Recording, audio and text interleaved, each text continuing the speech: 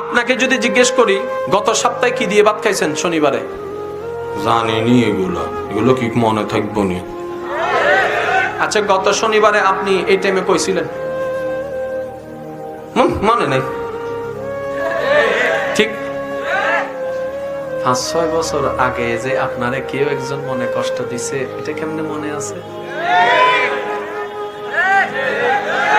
3 দিন আগের কাহিনী মনে নাই, 5-6 বছর আগের আই লাভ ইউ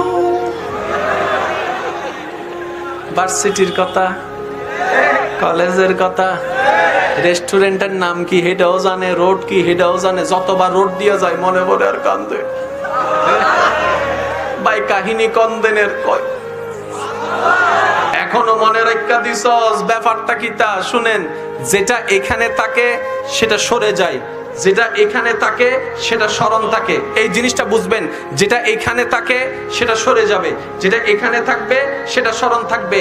আজকে থেকে 5 বছর আগে কি আপনাকে গালি দিছে সেটাও আপনার মনে আছে, তার চেহারাও মনে আছে, তার নামও মনে আছে, ওই জায়গার কথাও মনে আছে, কেমনে বকা দিছে সেটাও মনে আছে, কি কি বলছিল সেটাও মনে আছে। কিন্তু একদিন আগের কথা আপনার মনে নাই, কারণ একদিন আগের কাজটা আপনি ব্রেন থেকে করেছেন। ও আল্লাহর বান্দারা, এই বিষয়টা একটু বুঝে রাখার চেষ্টা করুন। আমরা বোকামিটা করি কোথায়? আমরা রাগের বিষয়টা মনের মধ্যে স্থান দিই, হিংসার বিষয়টা মনের মধ্যে স্থান দিই, অপমানের বিষয়টা মনের মধ্যে স্থান দিই, কেউ কষ্ট দেওয়ার কথাটা মনের মধ্যে স্থান দিই, বেঈমানের কথাটা মনের মধ্যে স্থান দিই। ওই খারাপগুলা মনে স্থান দিতে দিতে মনটাকে খারাপ করে ফেলছি, মনটাকে অশান্তি করে ফেলছি। আমরা যদি বোকামি এটা না করে কখন মসজিদে গিয়েছিলাম এটা মনের মধ্যে রাখতাম, কখন কোরআন পড়েছিলাম এটা মনের মধ্যে রাখতাম, আল্লাহর কথা মনে রাখতাম, নবীর কথা মনে রাখতাম, এই মন কখনো অশান্তি হতো না, ওই ব্যক্তি আর কখনো সুইসাইডের দিকেও যাইতো না।